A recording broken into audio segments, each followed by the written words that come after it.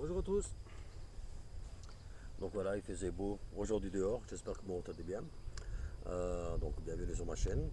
Et donc aujourd'hui, je vais faire une petite vidéo de présentation donc sur l'utilisation de nos stations d'insémination. Donc tout est fait à la main, tout est artisanal. À part les vis, la visserie, tout ça. Donc ça c'est et la matière c'est acheté. Donc sinon tout le reste, la conception et tout ça, tout est artisanal.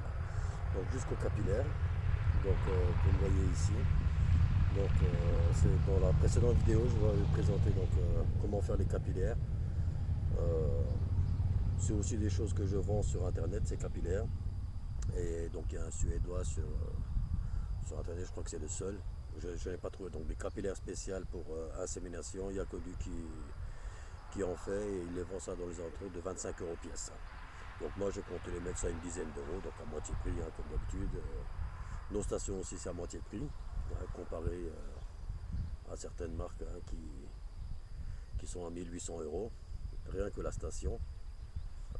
Donc plus 550 euros qui vendent le système Arbo. Donc vous avez déjà pour presque pas loin de 3000 euros déjà, rien qu'avec ça et ça. Donc nous c'est vendu moins de 1000 euros. Donc si je ne me trompe pas, 890 ou 990. Donc tout dépend de la finition qu'on veut. Et donc l'appareil pour fabriquer les pointes capillaires. Dans la précédente vidéo, j'avais dit dans les alentours entre 150 et 200 euros, mais vu la matière et le temps passé à peu près dessus, je veux dire ça va plutôt tourner entre 200 et 250 euros. Hein. Mais bon, vous avez appris vite amorti, donc c'est le prix de 10 capillaires. Hein. Donc 10 capillaires, si vous achetez chez les gars là, bah, ça fait 250 euros. Là, vous l'avez, la machine, vous l'avez, vous pouvez en faire des centaines et des centaines. Vous pouvez même en faire à vos amis, à d'autres personnes. Enfin bref, voilà.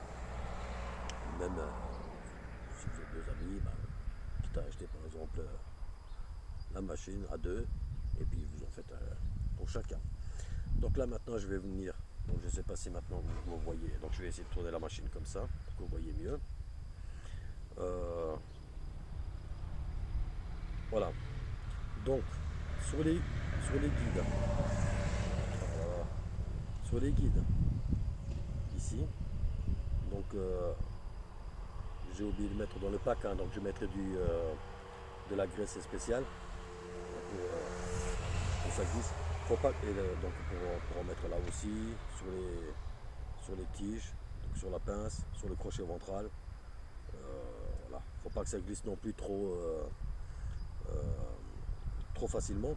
Parce que sur les autres systèmes donc, qui vont dans le commerce, ou comme le premier modèle que j'avais fait, donc la version 1 que j'avais faite, donc c'est un écrou avec le joint à l'intérieur de l'écrou. Mais quand le joint, vu qu'il est constamment en contact avec, avec la tige, donc le joint, bah, comment dire, il s'abîme et puis donc là il n'y a pas de risque qu'il s'abîme. Donc là c'est laiton, c'est une pince laiton sur de l'inox. Donc moi j'aime bien quand c'est un peu, comment dire, un peu forcé comme ça. Comme ça on est sûr que bah, quand on touche ou quoi que ce soit, bah, qu'il ne bouge pas. Alors que l'autre, bah, ça a tendance à décrocher ou alors à esquinter même voir l'arène. Donc c'est à bannir, hein. Les autres systèmes, moi j'aime pas personnellement.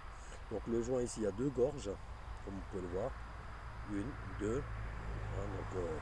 Si on veut que ça coulisse plus librement, il suffit de mettre le joint au fond derrière. Si on veut que ça coince, comment dire, ça glisse un peu moyen. Et si on veut que ça glisse moins fort, on le met tout au bout. Là, la pince, elle sert vraiment. Vous voyez, elle sert vraiment. Donc après, c'est un coup de main à prendre. Hein. C'est une prise en main à faire sur la machine. Bon, c'est sûr qu'il ne faut pas en faire, il faut pas s'amuser à tirer comme ça. Donc vous faites des gestes brusques. Vous fiez donc avec les doigts. Et moi c'est ce que je fais. Donc voilà. Bon, maintenant je suis à l'arrière de la machine pour vous faire la vidéo.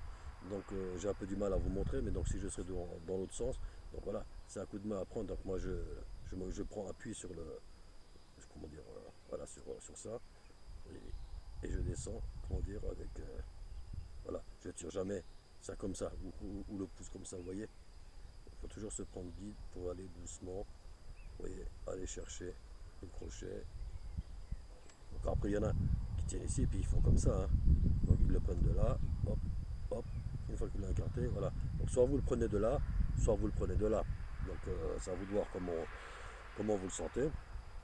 Donc voilà, c'est pour ça. Donc là, on peut encore le bouger un peu. Il y a un joint également ici, parce que l'air il rentre par là, bon, pour ne pas que le CO2, donc il ressort. Donc, il vient là, et après il remonte là-haut, hein. Donc ici, vous voyez, vous pouvez encore ajuster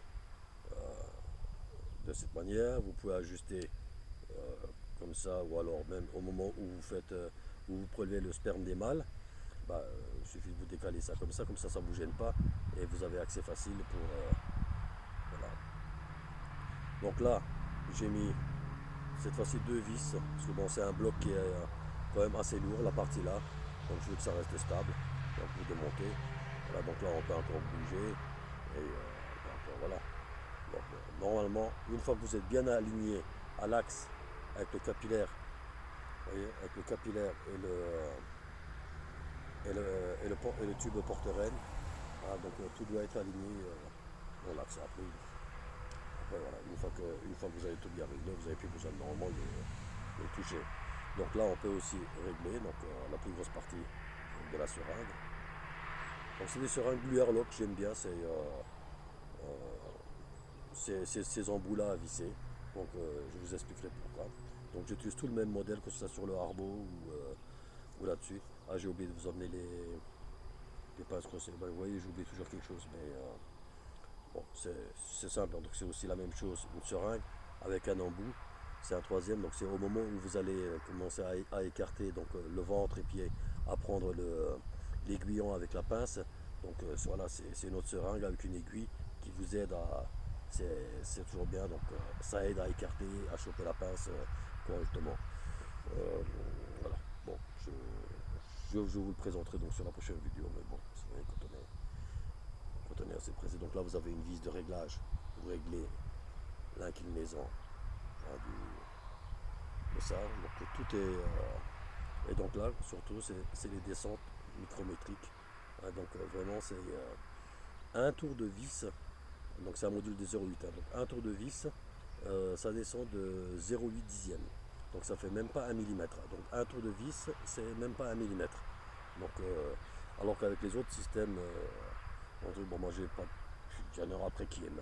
Je vais pas commencer à critiquer ou quoi que ce soit, mais bon, là il y en a qui aiment. Moi j'ai pas aimé ce truc-là.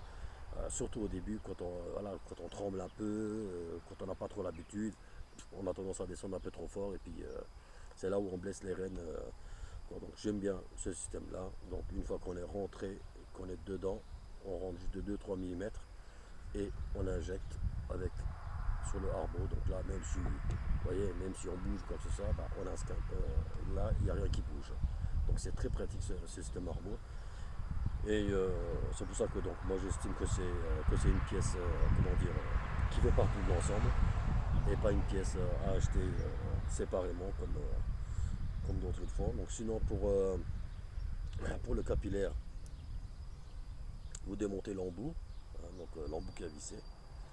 Vous prenez le tuyau qui est ici. Donc du tuyau, j'en mets deux. Donc c'est deux tuyaux, parce que c'était un tuyau qui fait 20 ou 30 cm de long, mais c'était pas assez long. Donc bon, vous voyez, si on veut le déplacer à 40-50 cm un peu à côté, ça faisait un peu court. Donc c'est très simple, hein. Donc c'est une aiguille, voilà, que vous rentrez l'un dans l'autre. C'est comment dire, c'est les trucs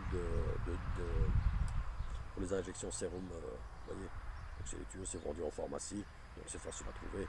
Mais j'en mets deux sur le paquet. Donc là, vous prenez votre capillaire, vous le passez dans le tube, dans le tuyau. Voilà, vous n'avez pas besoin de rentrer jusqu'au milieu. Hein, vous rentrez voilà, 5 mm, 1 cm, jusqu'où ça va. Bon, faut pas après non plus trop forcer, vous risquez de casser le capillaire. Voilà, une fois que vous l'avez comme ça, également, vous prenez l'embout que vous mettez dedans.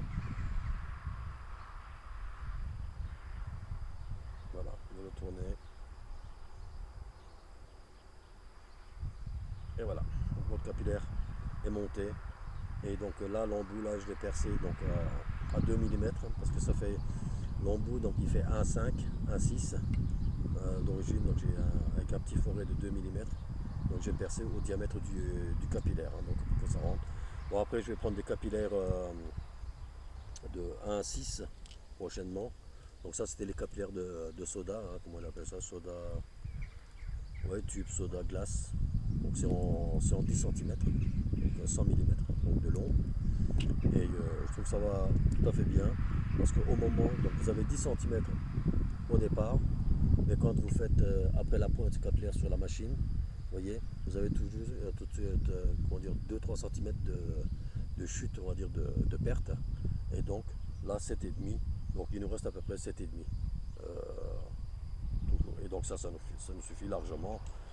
Comment dire, vous voyez, donc là on a encore de la marge ici. Donc on descend le plus gros avec manuellement ici. Parce que si vous voulez descendre ici, 8 dixièmes par 8 dixièmes, vous allez mettre du temps à arriver jusqu'en bas.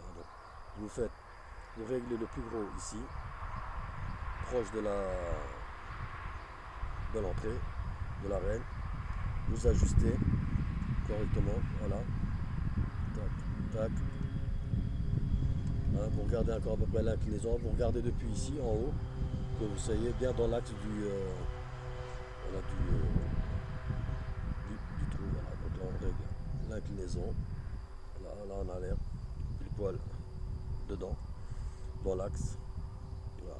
Pour le crochet, c'est pareil. Donc je tiens de cette manière, avec vous voyez, avec ces trois doigts là. Donc voilà, deux doigts ici, et je me tiens avec le pouce ici. Voilà. Et je tiens tout ça l'ensemble comme ça. Et je joue comme ça avec, en tenant ici. Parce que vous voyez là. Voilà, comme ça. Et j'appuie avec la paume de la main. Vous voyez, sur le. Et là, donc je descends. Comment dire, voilà, où je peux faire comme ça. Donc après c'est comme vous le sentez. Hein, donc voilà. Donc vous l'ouvrez déjà. Voilà. Et vous descendez. Vous voyez, vous chopez l'aiguillon. Et vous lâchez doucement.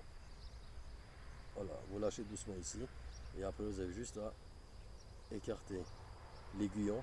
Donc tout en montant. Hein, donc c'est, vous voyez, la tige, elle n'est pas droite parallèle par rapport à ça. Donc on laisse toujours un angle ici comme ça. Donc en même temps, vous tirez l'aiguillon vers en haut. Et donc moi je me base avec le pouce là-dessus. Et je tiens le tube avec ces deux doigts. Voyez, et je joue comme ça. Voilà. Vous écartez bien, ne tirez pas trop fort pour ne pas. Bon, après vous verrez. Donc après quand vous faites l'élevage de rennes, faites-en toujours, surtout au début, faites-en plusieurs. Donc ça ne vous coûte rien hein, d'en faire plusieurs. Donc vous mettez votre cadre d'élevage et puis vous laissez faire, voilà, vous laissez faire l'élevage. Si jamais, au cas où, il y en a une qui serait malade ou qui aurait, au moment de l'insémination, donc choper une bactérie ou un microbe ou n'importe. Et c'est très utile donc d'avoir un endroit donc, bien nettoyé, les supports. Moi quand c'est livré, donc il n'y a rien qui est. Je passe un coup de nettoyeur, tout ça ou quoi que ce soit, mais c'est pas du désinfecté ou quoi que ce soit. Donc n'utilisez pas directement la seringue. Donc passez du sérum physiologique. Donc je donne une boîte de gentamicine. De la gentamicine, c'est ce qui est vous diluez dans le sérum. Donc c'est un antibiotique. Et même après insémination, bah, une fois que j'ai injecté le sperme, bah, j'aspire sur du coton ou quoi que ce soit, donc un peu de sérum physiologique avec la gentamicine au bout, et puis j'injecte dans les fesses, dans l'abdomen, donc une fois après insémination. Donc ça évite tout bactérie ou quoi que ce soit. Donc après de la gentamicine, c'est pas quelque chose de cher, ça coûte dans les 4-5 € en pharmacie, mais c'est vendu sous ordonnance. Donc après, si vous allez chez votre médecin traitant, vous dites que vous faites de l'insémination artificielle des rennes, hein, donc c'est pour cette utilisation-là. Euh, bon, c'est ce que je fais, mon médecin est sympa, donc ben, voilà. Donc quand on lui dit pourquoi c'est, il n'y a aucun souci donc de s'en procurer. Voilà, comment dire encore. Donc une fois que vous avez bien comment dire, passé un ou deux coups de sérum physiologique, donc là-dedans. Après, on peut, sur le harbot, vous voyez, on peut dévisser ici et pour remplir comme ça, mais bon après ça j'évite, peut-être qu'à force visser et dévisser, bon même malgré que je mets une seringue en plus, une ou deux, j'en mettrai en plus donc c'est à voir, en plus dans le pack, mais bon ici je préfère le visser, le laisser dessus, je démonte juste ici, voilà, à la rigueur je mets une seringue avec un embout, vous dévissez ça maximum en arrière, en fond, voilà, vous remplissez votre sérum physiologique dedans. Et là-dedans, c'est pareil. Vous injectez, vous le tenez en hauteur. Voilà, vous faites couler quelques fois dans le tuyau, quelques passages. Et ensuite, vous revissez ceci avec le sérum dedans et l'antibiotique dedans. Voilà, vous le mixez et vous commencez à envoyer jusqu'à ce que qu'il vous reste une bulle. Je suis désolé, hein, c'est de la colle Glue 3. Hein, j'ai essayé de la sortir, mais c'est une vraie saloperie. Ça doit faire moche sur la vidéo, donc avec des doigts noirs comme ça. Mais voilà, c'est de la colle. Donc juste qu'il y ait une bulle. Et après pour le, pour le sperme. Donc soit vous comptez, parce que donc ça c'est en fonction du diamètre du capillaire. Normalement donc 1 cm. 1 cm, ça représente, on va dire à peu près 10 microlitres de sperme, donc l'essentiel qu'il faut pour inséminer donc les reines. Donc, donc qui représente aussi donc 10 microlitres, ça représente environ 10 mâles, 10 mâles. Donc entre 10 et 15 ans, on va dire. Donc, alors soit vous tracez, vous faites des bandes de traits avec un feutre indélébile, comment dire, de couleur, et vous marquez, donc vous mesurez 1 cm, vous faites un trait sur le capillaire. 1 cm, un autre trait. Donc chaque centimètre, ça serait pour injecter donc dans une reine. Donc étant donné que là vous avez un capillaire de longueur 7, 7,5, donc une fois que le capillaire est bien rempli jusqu'à fond, vous avez de quoi inséminer, on va dire à peu près 7 reines. 6-7 reines.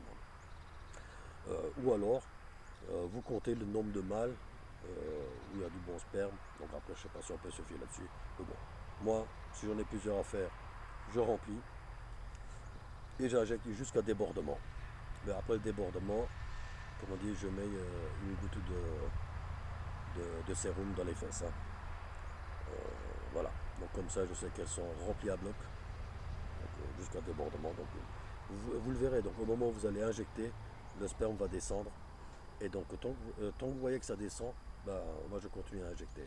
Après tout dépend aussi de la taille des reines, donc si on a des grosses reines et des petites reines, bah, c'est pas la même contenance non plus. Donc c'est pour ça que moi si je veux bien les remplir à fond, bah, j'y vais jusqu'à ce que le sperme ne descende plus. Voilà, sinon, quoi dire? Ah oui, ici, vous avez un trou. Vous allez peut-être dû vous demander à quoi il sert, ce trou. Voilà. Ça, c'est si c'est. Bon, j'ai prévu le trou pour le mettre si vous jamais vous voulez le fixer. Parce que vous voyez, sur les microscopes, sur les binoculaires, voilà, donc il y a le plateau là, du binoculaire et il y a une petite coupole, une petite tablette, comment dire, pas une partie amovible. Donc là-dessus, bah, vous percez le trou dessus et vous mettez une vis, le gros trou, donc là c'est pour le passage de la rondelle. Ah, donc comme ça, bah, soit vous la serrez à bloc, donc soit vous serrez légèrement, donc que vous tournez sur l'axe, donc l'axe il est au centre, hein, au tronc, au milieu. Donc bah, comme ça vous n'avez pas besoin de vous amuser à régler à chaque fois. Votre station elle est fixée sur le support de votre binoculaire, hein, ou alors même sur une table. Hein. Donc si vous travaillez sur une table et puis que vous avez les binoculaires radiales, on va dire, c'est sur axe comme ça et puis comme ça, vous voyez, ça fait comme un L. Hein. Donc voilà, vous travaillez sur la table, vous vissez ça sur votre table et donc ça reste stable, ça ne bouge plus. Et voilà. Donc quoi d'autre encore? Ah oui, ces petites vis là. Donc il y en a un de chaque côté. Donc un c'est pour serrer comment dire, cette rotule hein, qui est ici. Et l'autre côté, ça c'est pour serrer, pour l'intensité, comment dire, de la roture. Vous voyez, c'est pour serrer la force. Donc vous ajustez ça à votre convenance. Donc moi j'aime bien comme ça sert. Donc j'aime pas que ça tombe tout seul, vous voyez, ou quoi que ce soit. Donc quand on bouge, il faut qu'il reste en place. C'est assez, comment dire, c'est à coup de main à prendre quoi. Donc vous serrez à votre convenance, comme ça vous convient. Et donc là c'est pareil aussi, hein, vous travaillez avec le joint, voilà, et en mettant un peu de graisse, euh, voilà, ça va tout seul, hein. Donc ça c'est des embouts, voilà, qui sortent. C'est pareil, c'est les embouts de l'UR-Lock, avec une aiguille où je forme le crochet avec une petite pince. Voilà. Donc c'est pareil, vous le mettez bien, voilà, au fond, dedans. Euh, Quoi d'autre encore? Bah, je pense que c'est tout. Et voilà, comme dit, ne rentrez pas. Là, on a à peu près 1 cm de pointe effilée sur le capillaire. Euh, ne rentrez pas à tousser 1 cm dans l'arène, hein. Donc, vous rentrez quelques millimètres, 1 ou 2 millimètres, 3, et vous essayez euh, d'envoyer le sperme pour voir si ça descend. Donc, tant que ça ne descend pas, si vous voyez que malgré que vous envoyez, le sperme ne se vide pas ou elle déborde. Donc s'il y a débordement, c'est que vous êtes pas dans le bon trou, ou vous êtes à côté, ou vous êtes pas bien dedans. Mais en général, voilà, quand vous avez l'aiguillon qui est bien tiré, donc le capillaire il suit l'aiguillon et vous allez directement. Donc il y a des tutos, hein, sur YouTube, là, vous verrez bien. J'ai déjà vu, donc c'est expliqué pas mal. Bon, c'est pas bien compliqué, hein, voilà, c'est un coup de main à prendre, c'est une habitude à prendre. Une fois que vous aurez fait quelques reines, vous aurez pris l'habitude, hein, donc, voilà.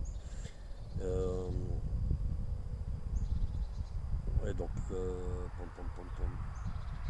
que je voulais dire? Ouais, tant que le sperme ne descend pas, bah, vous donnez un petit coup, hein, donc rentrez 1 millimètre à chaque fois, 1 millimètre, un tour par un tour, vous voyez, ou un demi-tour par un demi-tour, c'est comme vous le sentez, et vous testez, vous envoyez. Donc, du moment où le sperme descend bien, se vide bien, c'est que là c'est bon. Donc là vous pouvez envoyer la quantité. Ben voilà, quoi dire de plus.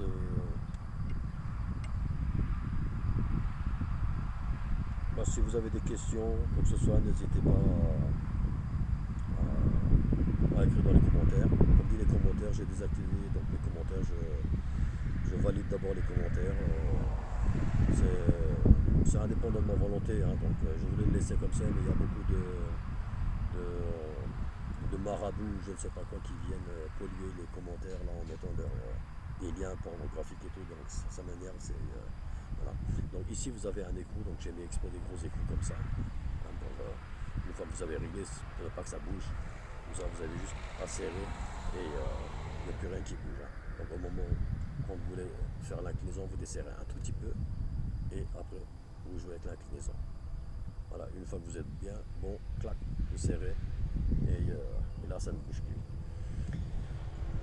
Voilà, bah, j'espère que cette vidéo explicative vous aura plu. Donc si j'ai entre-temps des choses qui me viennent en tête, euh, bah, je vous ferai des vidéos. Comme dit, donc là sinon avec l'ensemble, avec tout ça. Je ne voulais pas le faire, mais bon, c'est vrai que, étant donné que voilà, j'ai un autre boulot à côté, hein, donc je ne fais pas que ça non plus, ça je le fais pendant mes temps libres.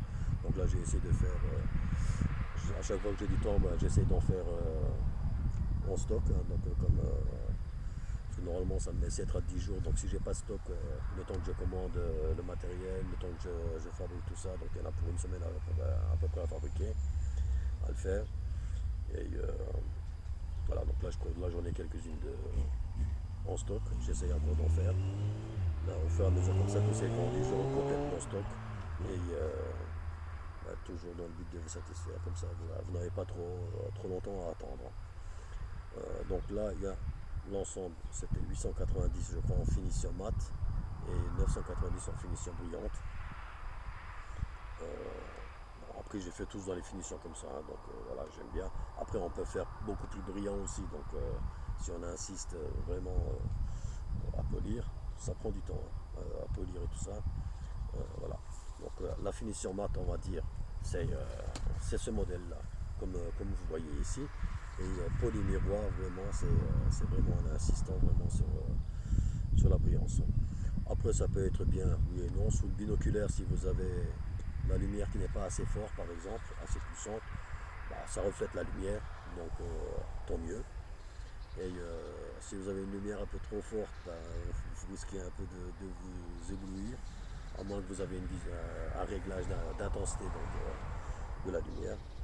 Et sinon avec ça, bon, ça fait quoi? Grosso modo, tout l'ensemble là, pour 1200-1250 euros. Donc ça fait encore même pas le prix de la station, hein, donc, que je ne cite pas de marque. Ça ne fait même pas le prix de ça. Donc là vous avez ça, vous avez le harbor et la machine pour faire vos capillaires, vous avez tout ce qu'il faut pour faire tout vous-même. Ben, je souhaite une bonne insémination et j'espère que je rends service. Je ne sais pas que je fasse tout ça pour rien. Voilà, c'est pas pour de l'argent, si oui, il en faut. Après, bon, l'argent que je gagne là-dedans, j'ai investi dans les ruches. Voilà. Donc, le matériel apicole, c'est pas donné. L'élevage de rennes, bah, c'est ce qu'il faut. Les nucléi,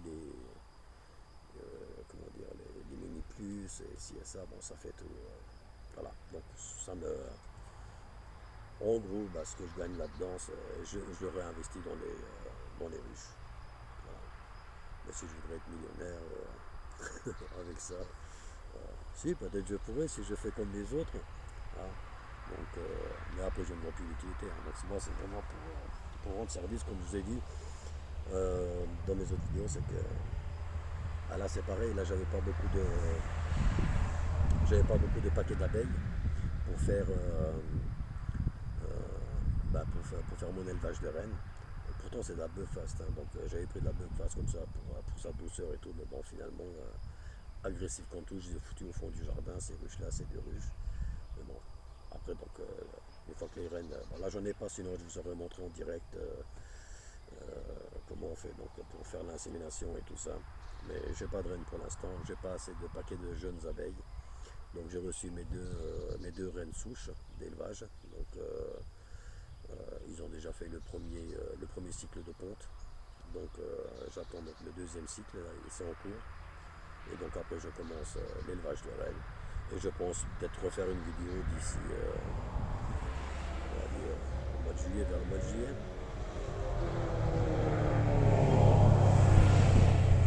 où je commencerai donc l'insémination à partir à peu près à cette date-là. Fin juin, début juillet à peu près, d'après les calculs. Voilà. Et donc j'ai deux souches d'élevage. C'est deux pures souches. Voilà, c'est des rennes. Je ne dis même pas le prix. Donc voilà, c'est horriblement cher.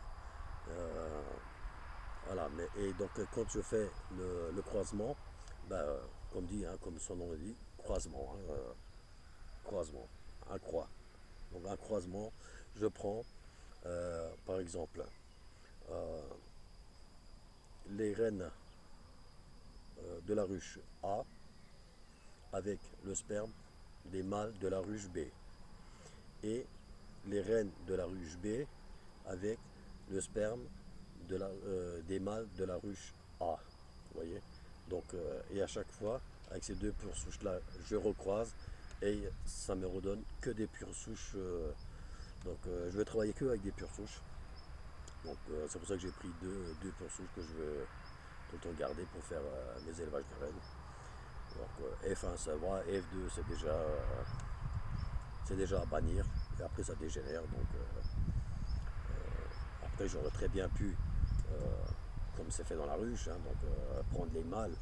Et donc c'est comme si je les croisais entre frères et sœurs. Vous voyez. Et donc ça, même ça, je voulais éviter. Donc c'est pour ça que j'ai deux ruches. Donc voilà, les mâles de l'un avec les reines de l'autre, les reines de l'un avec les mâles de l'autre. et ainsi de suite. Donc tant qu'on continue à croiser comme ça, vous aurez, donc c'est des reines sélectionnées, hein. Vous aurez tout le temps les mêmes, les mêmes souches, donc la pure souche qui continue. Et donc vous n'avez plus ainsi à payer. Là j'ai payé pour la première fois mes rennes aussi cher que ça fait, là, ça fait mal au dos, hein, quand vous voyez le prix où ça coûte. Et même pour l'acceptation, bah, pendant quelques jours, jusqu'à la vérification de la ponte, bah, vous stressez quand même, hein, pour savoir si elle a été acceptée ou pas, parce qu'ils peuvent très bien la tuer, ou alors la laisser pondre un peu et puis après, et la tuer seulement après, puis élever eux-mêmes. Et voilà. Donc j'ai mis une grille à reine sous la ruche, donc le fond, la grille à reine, le corps de ruche. Comme ça, il n'y a pas de mâle d'extérieur qui rentre.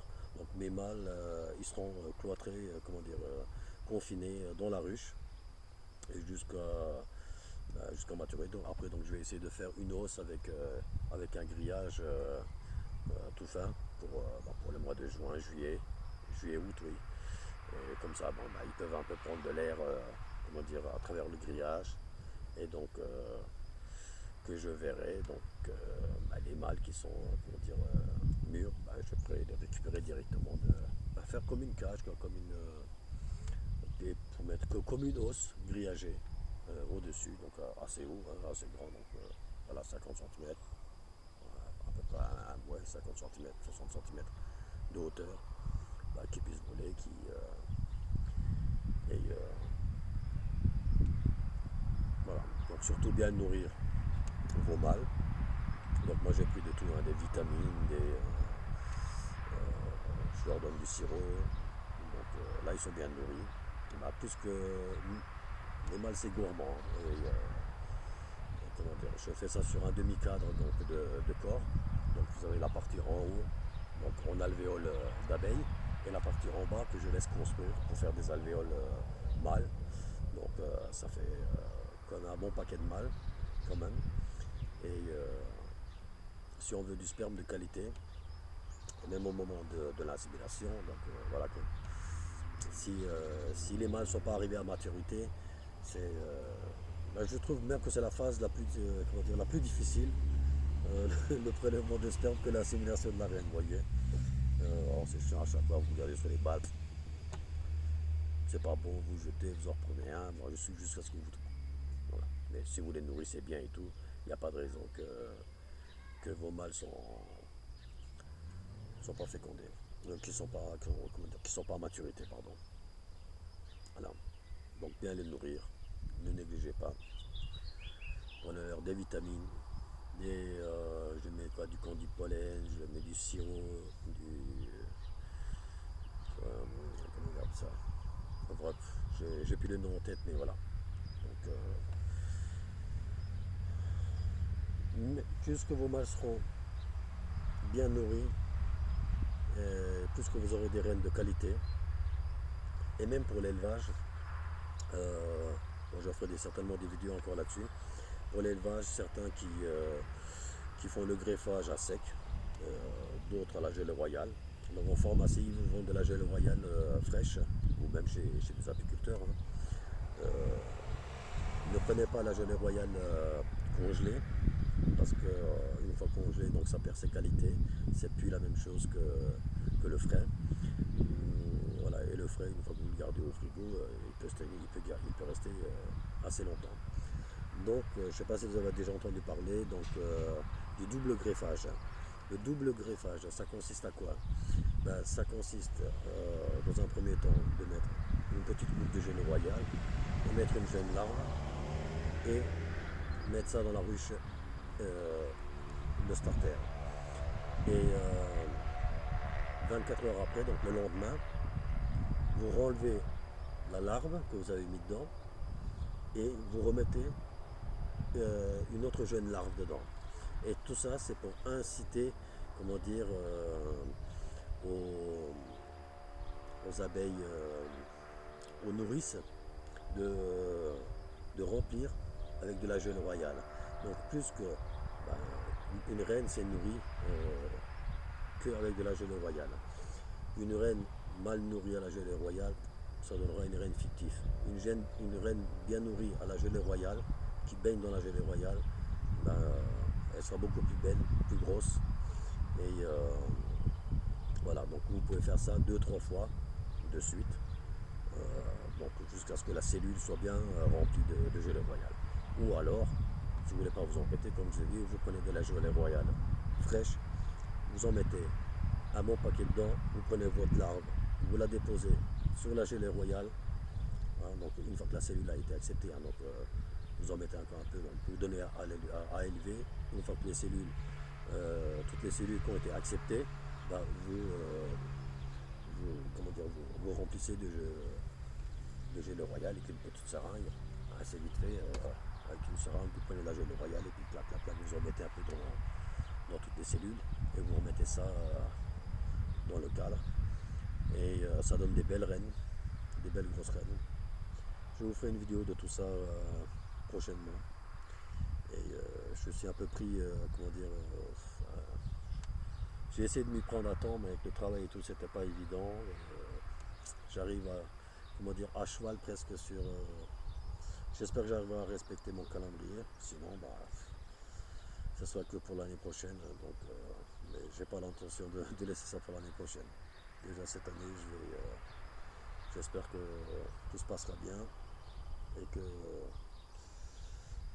je compte même pas sur le miel. Hein. Cette année, c'est que l'élevage que je vais comment faire. Hein, parce que ça prend vraiment. Bah, le fait de me lancer un peu dans tout ça, c'était pour ça. J'en ai vraiment marre d'avoir des abeilles qui s'écrasent avec n'importe quoi.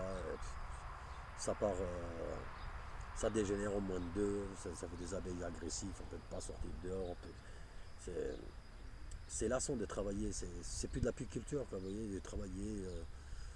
Vous ne pouvez même pas ouvrir la ruche, passer devant la ruche, vous ne pouvez même pas aller au jardin. Ils vous suivent partout et ils ne vous oublient pas. Admettons, vous avez intervenu sur une ruche. Bah, l'autre jour, il me fallait un paquet d'abeilles, donc j'ai dû secouer des cadres. Ah, donc, et ça, ils l'ont pas oublié. Et ça fait maintenant quoi, mercredi, oui, ça fait ouais, à peu près 4-5 jours. 4-5 jours, bah, ils m'ont pas oublié. Hein. En 400 jours, ils me reconnaissent de nouveau. Dès que je passe bah, devant, bah, c'est bon, ça attaque. Bon, il y en a marre après. Il y a 2-3 ans de ça, bah, les ruches que j'avais, une trentaine de ruches, j'ai dû m'en séparer comme ça parce que c'était insupportable. Hein. Et après, c'est les mâles qui transmettent, qui transmettent cette. Voilà. Donc là, vous sélectionnez tous vos mâles à vous. Donc vous savez que c'est vos mâles qui viennent d'une ruche souche qui. Voilà. Donc vous contrôlez, vous faites de l'élevage contrôlé. Et ça va très bien. Et c'est que du bonheur. J'ai un ami qui a une centaine de ruches comme ça. Il croise toutes ces reines de cette manière-là, comme nous a expliqué. Et toutes ces ruches, que ce soit l'une comme l'autre, il peut ouvrir n'importe laquelle. Il met même la tête dedans. Les abeilles, ils bronchent même pas, ils ont même peur de ça. Elles descendent tout seules au fond. Il met sa main dessus. Ben, pas besoin d'enfumer. Les abeilles descendent tout seules. Je sais pas comment dire. C'est tout autre chose. Hein. Donc c'est l'apiculture vraiment autrement. J'ai jamais vu aller avec un enfumoir ou aller avec des gants ou n'importe quoi. Bon, je dis pas qu'il faut faire la même chose. Hein. Donc je veux pas que ça se comprenne mal. Mais voilà, en vous parlant de cet ami, donc c'est lui que j'explique. Hein, donc je dis pas de ne pas y aller comme ça. Hein. Euh, il y va même la nuit. Il a envie d'un cadre de miel, la nuit comme ça, clac, clac, et il prend le miel. Et sincèrement, j'ai jamais vu ça. C'est vraiment autre chose. C'est vraiment agréable de travailler ainsi, de cette manière. Et ça, grâce à l'insémination artificielle. Dans la nature, on ne peut plus faire comme ça. Vous faites ça, le voisin il fait une autre race, l'autre il fait une autre race. Il y a tout qui se mélange entre eux au moment de la fécondation, au moment du vol nuptial. Après, vous n'avez jamais rien de correct, hein, jamais rien de. On veut bien laisser faire la nature. Moi aussi, j'aime bien faire la nature, mais bon, on ne peut plus. Donc, tout le monde fait un peu de tout. Si ce serait maintenant que les gens ils travaillent qu'avec l'abeille noire, par exemple, l'abeille locale, ok, oui, là, il n'y a pas de problème. Donc, voilà, je fais de l'élevage de l'abeille noire. Et chacun a une préférence, hein, voilà. Donc moi c'est la caucasienne. D'une part pour le milieu où j'habite. Donc la caucasienne, je la trouve, c'est bien pour les endroits, montagne, altitude, un peu comme ici, dans le nord, nord-est. Et c'est sûr, une caucasienne dans le sud, je vois mal. Hein. Donc, après, je ne sais pas s'il y en a qui le font, mais à la base, l'origine, hein, donc je n'ai pas besoin de décrire l'origine. Hein. Donc ça vient des montagnes du Caucase, hein, à 1500-2000 mètres d'altitude, des abeilles qui volent par tout temps, qui n'ont pas froid, qui ne vivent pas douceur, et c'est surtout pour le miel. Même les pays les plus grands importateurs, les pays importateurs de miel, travaillent avec cette race. Et le miel des abeilles caucasiennes, c'est tout un autre goût, étant donné qu'il a la langue la plus longue. Elle butine bien toutes les fleurs, toutes les plantes bien profondes. Donc, comme on dit, tout est dans le. Tout est. Comment dire, ouais, je ne sais pas comment dire ça. Tout est dans le fond. Enfin, ça donne du miel, de l'excellent miel. Et du très bon miel. Un goût vraiment totalement différent. Des abeilles qui vivent plus longtemps. Si les autres races vivent 2 mois, bah, c'est des abeilles qui vivent un mois de plus, qui permet donc encore de continuer à récolter assez tardivement, donc avec un mois de vie en plus, qui n'est pas négligeable. Euh, quoi encore qui volent par tout temps, hein, alors que les autres races d'abeilles, bah, dès qu'il fait mauvais, ils sont en train de consommer leur miel qu'ils ont récolté. Voilà. Alors que là, ça continue, même brouillard, même pluie, ça leur fait pas peur. Donc je suis parti là-dessus, je verrai bien qu'est-ce que ça donne, je vous donnerai des nouvelles. Après, je ne dis pas que c'est les meilleurs ou quoi que ce soit, non, pas du tout. Hein. Si je pouvais faire ça qu'avec la noire, je le ferais avec de la noire. J'aime bien ça, mais il n'y a plus de pure souche noire. Ça fait des années que j'en cherche, mais je n'en trouve pas, j'en sais pas. Donc si jamais vous savez, vous connaissez, n'hésitez pas à me. Donc ça c'est quelque chose que je cherche.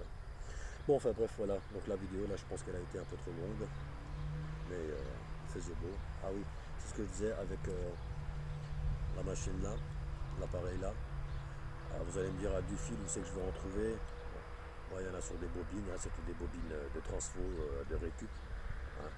Donc quand vous achetez donc l'appareil, hein, je vous mettrai un bon paquet de. Je mets un bon paquet de fils pour. Voilà. C'est du 0,15. J'en ai aussi en 0,16 ou 0,17, je sais plus, il faut que je regarde. Donc voilà, mais le 0,15, moi je trouve que c'est parfait. Même 0,16, ce serait même un peu mieux, 0,16, oui. Et bon, après, quand vous avez prélevé le sperme dans les tubes, vous remettez une goutte de sérum, comme ça vous bouchez les extrémités avec du sérum, et ça vous pouvez les garder 15 jours facile une fois que vous avez prélevé dans le capillaire, donc étant donné qu'il prend plus d'air donc partout, donc le sperme on peut le garder 15 jours.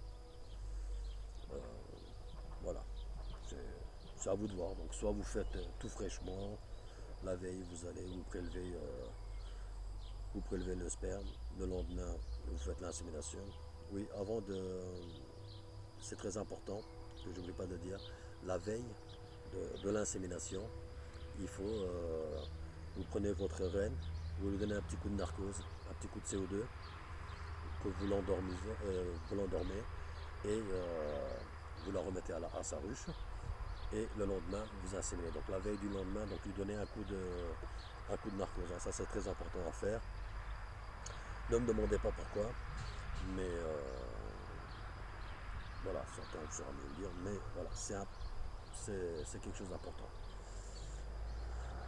Vous pouvez essayer sans, mais voilà, c'est ce que moi je fais, c'est les conseils que moi je suis d'un ami, voilà, qui font comme ça, et la plupart des apiculteurs qui font de l'insémination, euh, ils font exactement la même chose. Bah, je ne sais plus comment elle s'appelle.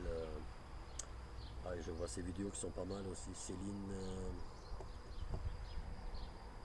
Je sais que c'est Céline. Céline, je sais plus quoi. Enfin, bon, c'est une dame très gentille. Elle fait des super belles vidéos, donc elle explique bien aussi. Donc vous verrez, bon, elle fait elle aussi donc, la même chose, hein. Donc un petit coup de narcose la veille de l'insémination. Voilà, je vous dis à bientôt. Ciao, bye bye.